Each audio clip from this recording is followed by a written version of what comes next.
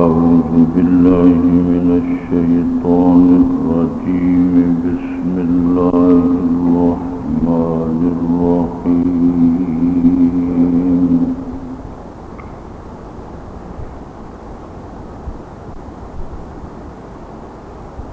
قال عيسى ابن مريم اللهم ربنا أنزل علينا مائدة من السماء تكون لنا عيدا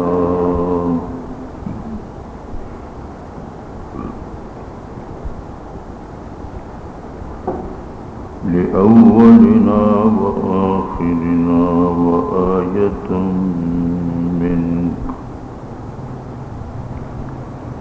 وارزقنا وأنت خير الرازقين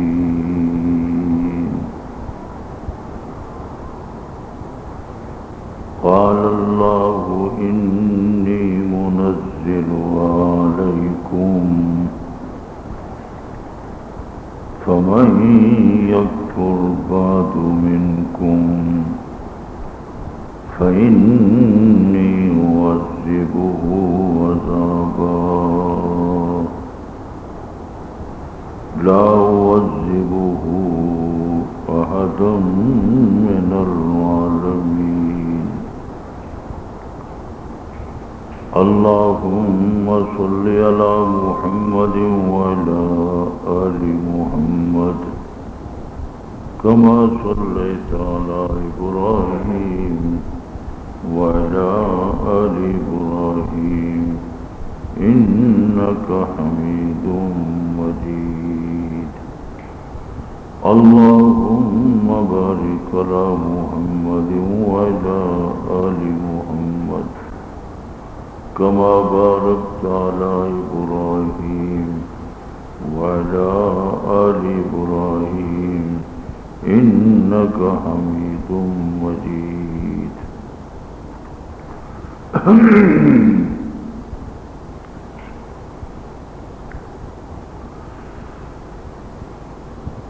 آج کی نماز تراویح میں سورۃ النساء مکمل ہو چکی ہے. اس کے بعد سورۃ المائدہ مکمل ہو چکی ہے اور سورہ انعام اس کے بھی 6 رکوع پڑھے جا چکے. گویا کہ آج کی اس نماز تراویح کی تلاوت کو ڈال کر 6.5 پارے، تو کل 6 پارہ شروع ہوا تھا، آج 6 پارہ بھی مکمل ہو گیا اور 7ویں پارے کا نصف. سورہ مائدہ میں اللہ تبارک و تعالی نے جن مضامین کو، جن مقاصد کو بیان فرمایا ہے، اس میں بنیادی طور پر تو شرک فعلی کی نفی، کہ عملی طور پر جو لوگ اللہ تبارک و تعالی کی ذات صفات کے ساتھ مخلوق میں سے کسی کو شریک ٹھہراتے ہیں، اس کی تردید کی گئی. مثال کے طور پر دور جاہلیت میں وہ لوگ اپنے اونٹنیوں کو، اونٹوں کو، جانوروں کو اپنے بتوں کے نام پر نامزد کر دیتے تھے اور پھر نہ اس پہ سواری کرتے تھے، نہ اس کا دودھ پیتے تھے. یہ ان کی ایک عملی فعلی شرک، اسے معبود جانتے تھے. جیسے ہندو تو دیکھو اب گائے ماتا ہندو اس کی پوجا کرتا، یہی حال ان کا بھی تھا۔ سورہ مائدہ میں اللہ تبارک و تعالی نے یہاں پہلی بات ذکر کرتے ہوئے کہ یا ایھا الذین آمنوا اوفوا بالعقود، جو کسی کے ساتھ تم نے معاہدہ کر لیا ہے، عقد کر لیا ہے، پورا کرو۔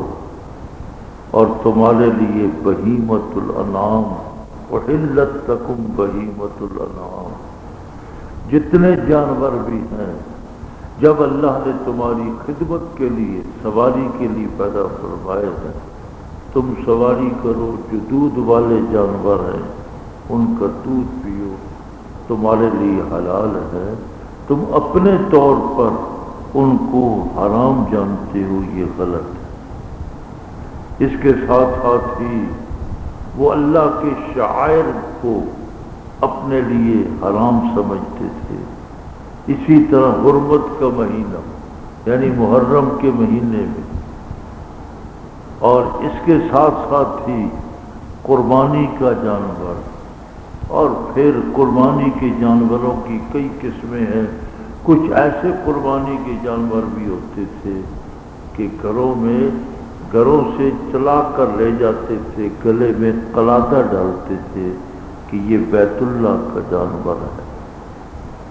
اور فرمایا کہ جب تم لوگ یوں اپنے جانوروں کو، اپنے قربانی کے جانوروں کو خدا کے گھر کی طرف لے جاؤ تو ان کی توہین نہ کرو، ان کا احترام کرو۔ اس کے ساتھ ساتھ ہی جب تم حج کر لو، احرام اتر جائے، فاصطادوا، اب تمہارے لیے جائز ہے تم شکار کرو۔ آگے اللہ تبارک و تعالیٰ نے مسجد حرام کے بارے میں بھی ان کو یہی حکم دیا کہ دیکھنا تمہیں کوئی قوم اس پر آمادہ نہ کرے کہ تم لوگوں کو مسجد حرام میں آنے سے روکو۔ وہ مسجد حرام میں آنے سے بھی روکتے تھے۔ اور اس کے ساتھ ساتھ ہی اللہ نے فرمایا کہ نیکی تقوی پر تعاون کرو۔ آگے اللہ تبارک و تعالیٰ نے محرمات کا ذکر کیا۔ چند تیر رکھے ہوئے تھے انہوں نے جوئے کی شکل میں، چند آدمی مل کر اونٹ خریدتے تھے، پھر اس کو ذبح کرتے تھے اور پھر ان تیر نکالتے تھے۔ کسی پر لکھا ہوتا تھا 1/8، کسی پہ 1/7، کسی پہ 1/2، کوئی خالی بھی تھا۔ پھر وہ تیر نکالتے تھے، جس کے نام کا تیر نکل آیا اس کے مطابق وہ حصہ لے جاتا تھا۔ یہ جوئے کا طریقہ تھا۔ فرمایا ذالکم فسق، یہ نافرمانی ہے۔ آگے اللہ تبارک و تعالیٰ نے وہی آیت کریمہ سورہ مائدہ میں جو حجۃ الوداع کے موقع پر نازل ہوئی، الیوم اکملت لکم دینکم واتممت علیکم نعمتی ورضیت لکم الاسلام دینا۔ اس سے معلوم ہوتا ہے کہ سب سے آخر میں سورۃ المائدہ نازل ہوئی، کیونکہ الیوم اکملت لکم دینکم یہ 9 ہجری کو، 10 ہجری کو جو حضور پاک صلی اللہ علیہ وسلم نے حج فرمایا وہ حجۃ الوداع بھی ہے، آخری حج ہے۔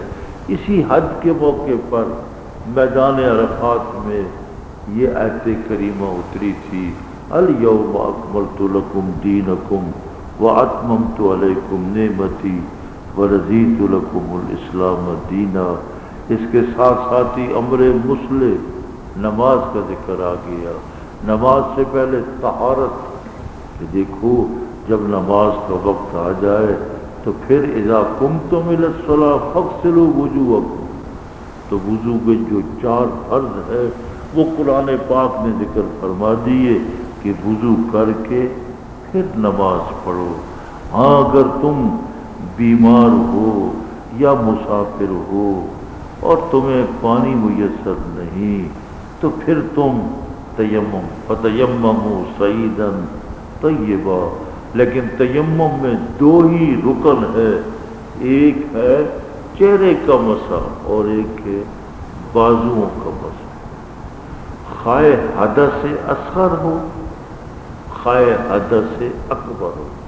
حدث اکبر سے مراد ہے بڑی پلیتی ہو، آپ سمجھ گئے ہوں گے، یا چھوٹی پلیتی، جیسے ہم نے وضو کیا، وضو ٹوٹ گیا، تو چھوٹی پلیتی ہو تب، بڑی پلیتی ہو تب، تیمم ایک ہی۔ حدیث پاک میں آتا ہے کہ ابھی تک چونکہ تفصیلات تیمم کی نازل نہیں ہوئی تھی، تو ایک صحابی تھے، وہ صحابی بڑی پلیتی میں مبتلا ہو گئے۔ اب صحابہ سے پوچھا کہ پانی تو مل نہیں رہا، تیمم؟ تو حدیث پاک میں آتا ہے کہ صحابی نے اپنے طور پر اجتہاد کیا اور پھر زمین کے اوپر لوٹ پوٹ ہونے لگ گئے، جیسے بچے ہوتے ہیں نا، تو بچے جب کھیلتے ہیں کوئی ریگستانی جہاں ریت ہو تو کبھی یوں لیٹتے ہیں دریا کے کنارے پہ یا سمندر کے کنارے پہ، یوں لوٹ پوٹ کرتے رہے۔ تو حضور پاک صلی اللہ علیہ وسلم کی خدمت اقدس میں حاضر ہوئے اور حاضر ہو کر پھر طریقہ پوچھا، تو آپ نے ارشاد فرمایا چھوٹی پلیتی ہو تب، بڑی پلیتی ہو تب، نیت کرو دو ہی ضربیں ہیں، الضربۃ للوجہ اور الضربۃ للیدین، دو ہاتھوں کے لیے پورا مسح کرو، لیکن کوئی ایک بال بھی تمہارے مسح سے باہر نہ ہو۔ جب کونیوں مسح کرنا ہے تو ایسے طریقے سے مسح کرو کہ پھر کوئی بال بھی مسح سے باہر نہ نکلے۔ اس لیے اس کا طریقہ یہ ہے کہ پہلے بازوؤں کو کنج، اور یہ طریقہ حضور پاک صلی اللہ علیہ وسلم نے صحابہ نے تابعین کو، اور آج تک ہمیں اپنے اساتذہ نے صحیح بخاری کتابیں پڑھاتے ہوئے یوں، یہ اب دیکھیے، اب یہ طریقہ ہے، اس طریقے سے ایک بال بھی، اب کچھ حصہ جو میں ہاتھ کا میں مسح کر رہا ہوں خالی بھی رہ رہا ہے، اور اب دیکھیے یہ، اب میری یہ بائیں ہتھیلی جو ہے وہ ابھی تک خالی ہے، اب یہ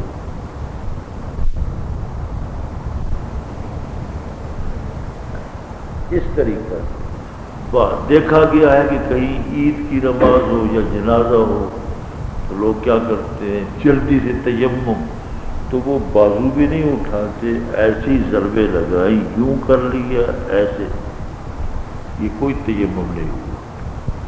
تو تیمم کرنے کا طریقہ یہ کہ مٹی کے اوپر پاک مٹی ہو، ہاتھوں کو اگر مٹی لگ گئی جھاڑ لو اور پورا یوں مسح کرو، پورا ایک بال بھی باہر نہ جائے، پھر مسح صحیح ہوگا۔ اس لیے یہاں پر تیمم کا طریقہ بتایا گیا، پھر مسلسل اللہ تبارک و تعالیٰ نے آگے پھر جہاد کا ذکر بھی آ گیا۔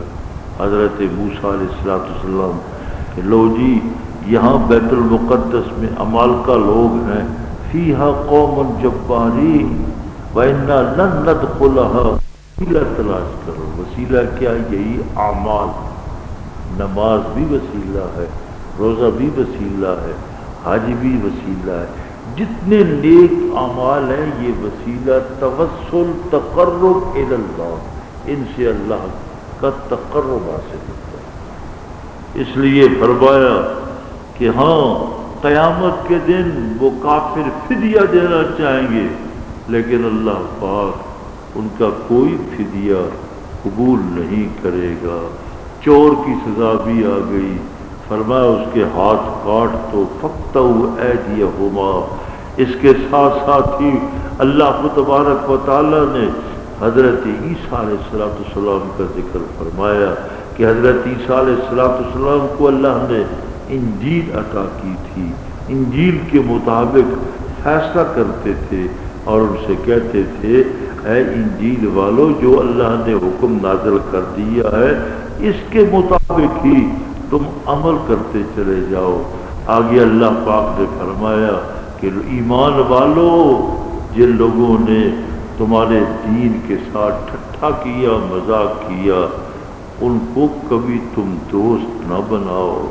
آگے اللہ کو تبارک و تعالیٰ نے یہی معاملہ ذکر کرتے ہوئے پھر ذکر فرمایا کہ انبیاء بنی اسرائیل جو تھے، اللہ پاک نے ان سے وعدہ لیا تھا کہ میں لگاتار اے بنی اسرائیلیوں رسول بھیجوں گا، جب بھی رسول آئے نا تو پھر تم نے کیا کرنا ہے؟ اتباع کرنی ہے۔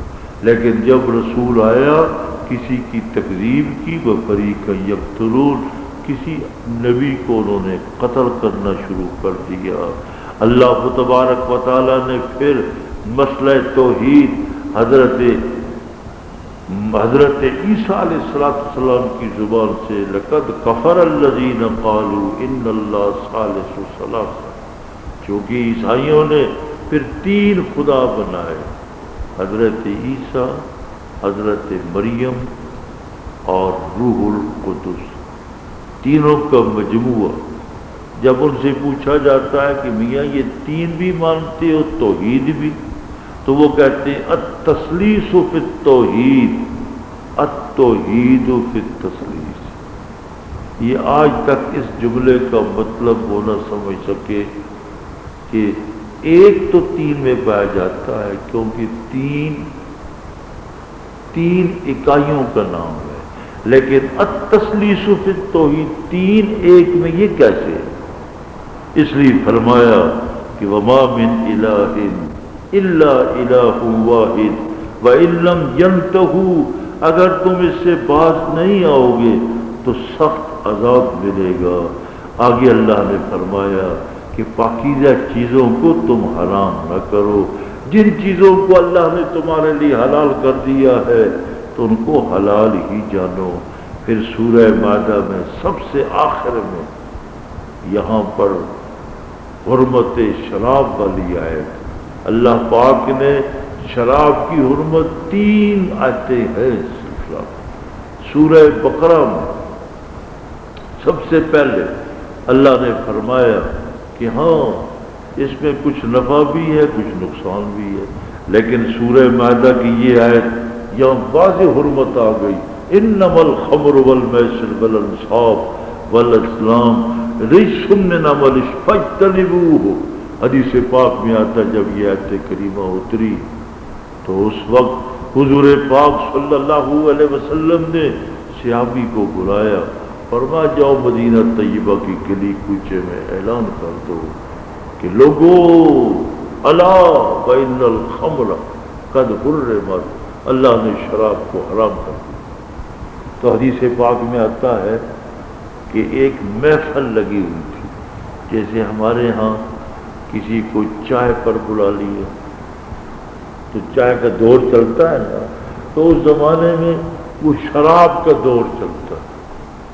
تو حدیث پاک میں آتا ہے جب صحابی نے اعلان کیا تو ایک مقام پر شراب کا جام چل رہا تھا، اللہ، بس اعلان سنتے ہی جام کو یوں دور کیا، انڈھیل دیا، جو منہ میں تھا باہر پھینک دیا، اور جتنے مٹکے گھروں میں بھرے پڑے تھے شراب کے، حضور نے فرمایا گلیوں میں انڈیل دو، اور گلیوں میں انڈیل دیا۔ حدیث پاک میں آتا ہے کہ اس آیت کریمہ کے نزول کے بعد پھر مدینہ طیبہ کی چھوٹی چھوٹی گلیوں میں شراب اس طرح چلتی تھی جیسے آسمان سے بارش اترتی ہے تو بارش کا پانی چلتا، اور چونکہ ریتلا ریگستانی، وہ مٹی ریگستانی ہے، تو پھر تقریباً سال تک شراب کی جب بھی بارش ہوتی تھی تو شراب کی وہ بدبو آتی تھی۔ ایک صحابی باہر سے شراب لے کر آئے، کئی مٹکے تھے، لاکھوں روپے کی، پتہ چلا کہ حرام ہو چکی ہے، بحری رکھ لی، مدینہ طیبہ نہیں لے کر آ کر پوچھا، فرمایا حرام ہو چکی ہے۔ جب حرام ہے تو کاروبار بھی اس کا حرام ہے۔ اللہ، بڑی خوشی کے ساتھ اس صحابی نے ساری شراب کو وہی ضائع کر دیا، اڑیل دیا، کیونکہ قرآن پاک نے تربیت کی تھی، ان کا ذہن بنایا تھا، پھر ذہن ایسا بنا کہ پھر شراب پھر چھوٹی۔ اللہ نے فرمایا یہاں پر کہ دیکھو فَهَلْ أَنْتُمْ مُنْتَهُونَ، کیا تم اس سے رکتے نہیں؟ تو حدیث پاک میں آتا ہے صحابہ نے جب یہ آیت سنی تو یوں کہتے تھے فَانْتَهَيْنَا فَانْتَهَيْنَا فَانْتَهَيْنَا، ہم باز آ گئے، باز آ گئے۔ اللہ، مسلسل پھر باز آتے رہے۔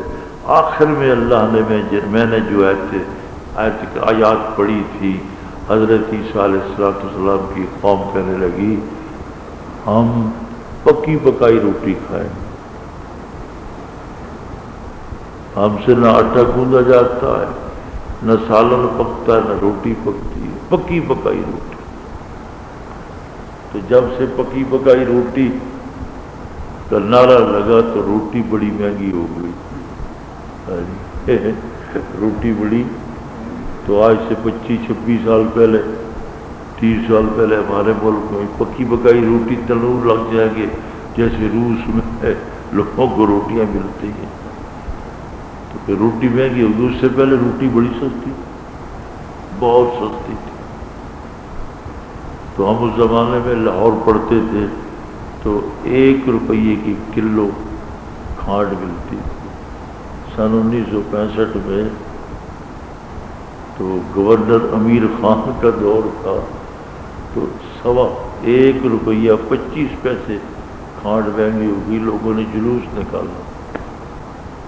تو آپ دیکھو وہ روپیہ 8 آنے سیر دودھ ملتا تھا،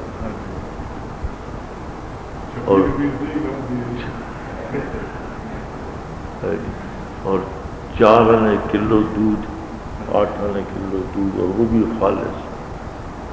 اب اتنا ہی روٹی مہنگی ہو گئی، یعنی 10 روپے، مجھے یاد ہے میں نے خود 8 روپے من یہ گندم میں نے خود خریدی اور اٹھائی۔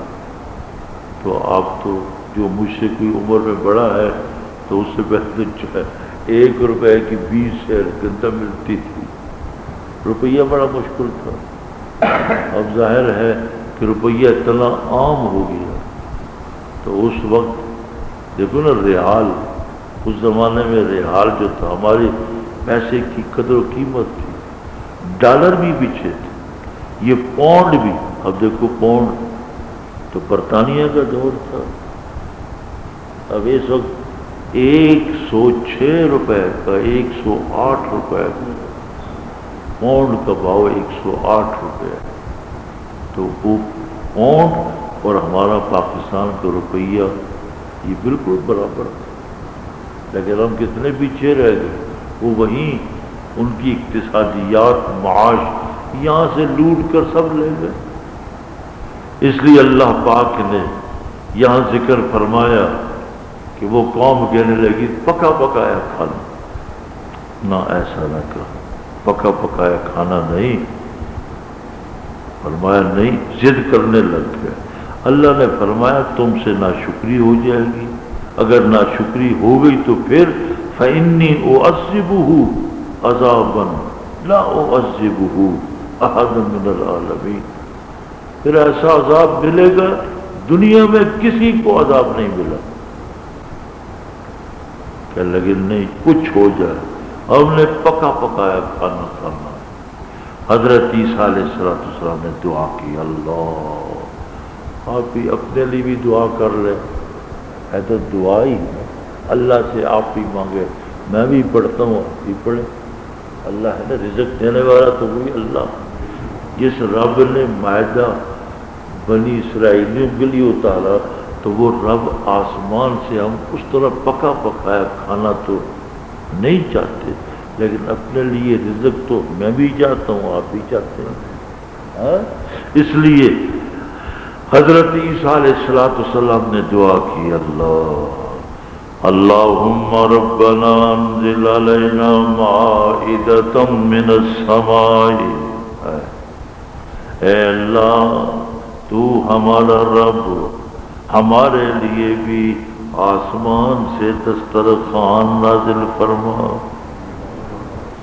آمین کہتے، اللہم ربنا انزل علینا مائدۃ من السماء تکون لنا عیدا، جس دن تیری طرف سے یہ رحمت اترے وہ دن ہمارے لیے اور ہماری آنے والی قوم کے لیے عید بن جائے، وہ خوشی کا دن۔ وآیۃ منک، اور یہ تیری طرف سے معجزہ ہوگا، نشانی، دلیل، برہان۔ وارزقنا وانت خیر الرازقین، تو رزق دے ہم کو، عمدہ رزق دینے والا، رزاق تو وہی اللہ ہے۔ الرزق علی اللہ، رزق اللہ کے ذمہ ہے، اللہ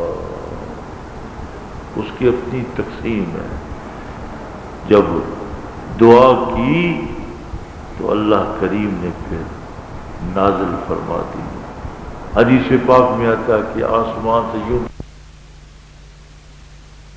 اور اوپر سے فرشتے دسترخوان لا رہے تھے، جب نیچے آ کے بچھ گیا دسترخوان اور اس کے اوپر یعنی یہی چادر پڑی ہوئی تھی، جب انہوں نے سارے قریب بیٹھ کے اٹھایا تو حدیث پاک میں آتا ہے مچھلی تھی بھونی ہوئی، بھاپ نکل رہی تھی، اللہ، اور نان ایسے لذیذ کہ نان سے بھی بھاپ نکل رہی تھی، تندور سے اترتا ہے نا، نان ہو، روغنی نان ہو شاندار، صحیح نمبر 2 ہو نمبر 1 ہو، تو نمبر 1 نان وہی ہے نا، اس کے اندر گھی بھی ڈالا جائے، دودھ کے اندر آٹے کو گوندا جائے، پھر لگایا جائے، تو پھر تو روغنی نان ہے۔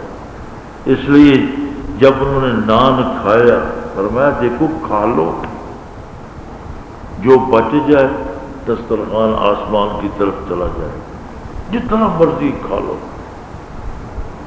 اتنا لذیذ کھانا تھا، اتنی لذت، اللہ، اتنی لذت انہیں محسوس ہوئی۔ انہوں کہنے لگے آج تک ہم نے ایسا کبھی کھانا کھایا ہی نہیں۔ اللہ نے فرمایا اب رکھنا نہیں ہے، جیب میں نہیں ڈالنا، چوری نہیں کرنی، خیانت نہیں کرنی، یہ حکم تھا، خیانت نہیں کرنی۔ یہ خیانت کی تھی، اب پہلا وقت تھا، خوب کھایا، دسترخوان اٹھ کر چلا گیا، کسی نے خیانت نہ کی۔ پھر شام کے وقت، اب جب کھانا چلا گیا، 2 گھنٹے 3 گھنٹے گزرے، ان کو بھوک لگ گئی، نوجوان تھے، نوعمر تھے، اب انہیں بھوک لگی، جب بھوک لگی یار کھانا، اچھا چلو آج شام کو آئے گا پھر انشاءاللہ ہم انتظام کر لیں گے اپنا۔ تو پھر ایسے اب شام کو آ گیا، اب انہوں نے کیا کیا، وہی خیانت شروع کر دی۔ اللہ نے فرمایا خیانت ہو رہی ہے، حکم یہ ہے، حضرت عیسیٰ علیہ السلام نے فرمایا چوری نہیں کرنی، خیانت نہیں کرنی، خیانت کرو گے محروم ہو جاؤ۔ جس دکان میں، جس ادارے میں کوئی ملازم ہو، تب پارٹنر ہو، تب خیانت کرے گا، سب کچھ ختم، سب کچھ ختم۔ وہ تو دور کی بات ہے، گھروں میں خیانت شروع ہو جائے، خامد اور بیوی، خامد مال لا کر دیتا ہے، بیوی خیانت کرے گی، ختم کر دے، لڑائی شروع ہو جائے گی۔ یہ خامد کا مال ہے، بیوی امین ہے، جو خامد نے دیا بس گھر میں خرچ کرے یا اجازت لے لے، اجازت لے کر جہاں چاہے۔ اللہ دیکھو برکتیں، تو برکتیں کس لیے اٹھ گئی ہیں نا؟ پرانے زمانے میں عورتیں ہوتی تھیں اتنی امانت دار کہ نہیں، خامد سے پوچھوں گی پھر اللہ، تو پھر نہ گندم ختم ہوتی تھی، نہ گڑ ختم ہوتا تھا، نہ آٹا ختم ہوتا تھا، برکت ہی برکت۔ آج گھروں میں لڑائی اس لیے ہے کہ بددیانتی۔ ہمارے ملک میں کون سی کمی ہے؟ کراچی سے لے کر پشاور تک دیکھو، ہمارا نمبر اول۔ یہاں اقتصادی طور پر ہم کمزور نہیں، ہمیں خیانت نے، بددیانتی نے ڈبو دیا ہے، بددیانتی نے ڈبو دیا۔ دیکھو روزانہ سوتر منڈی میں، کپڑا مارکیٹ میں، اور بیٹھ کے روزانہ آواز لگتی ہے، ہر 8 میں دسترخوان بچتا ہے، اچھی سی اچھا کھانا، 2 وقت میں سے 1 وقت اچھا کھانا۔ تو جو کھانے پینے کے طریقہ اللہ نے آپ لوگوں کو دیا ہے، تو یہ طریقہ تو اس لیے فرمایا، جب انہوں نے خیانت شروع کی اللہ نے فرمایا اب ٹھیک ہے سب ہو گئے۔ جب تو نے خیانت کی برکت اٹھ گئی، اب اللہ کی طرف سے عذاب آیا، اللہ نے ان کی شکلوں کو مسخ کر دیا۔ اللہ اللہ فرما کونو قردۃ خاسئین، اب دیکھو تمہاری شکل باندر کی طرح خدا نے شکلوں کو تبدیل کر دیا۔